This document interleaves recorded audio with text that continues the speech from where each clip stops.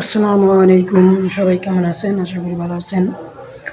দেখেন, যুদ্ধের কারণে সৌদি আরবের অবস্থা খুবই খারাপ। কারণ কাজ নাই, প্রজেক্ট বন্ধ হয়ে গেছে।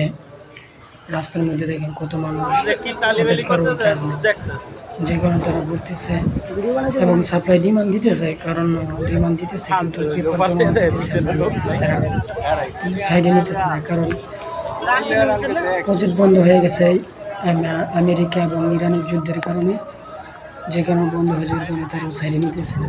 এটা ইনশাল্লাহ দ্রুত সমাধান হয়, তাহলে আমরা হয়তো কাজে যেতে পারবো। তাই তারা সমুদ্র পাড়ের দিকে যেতে চায়।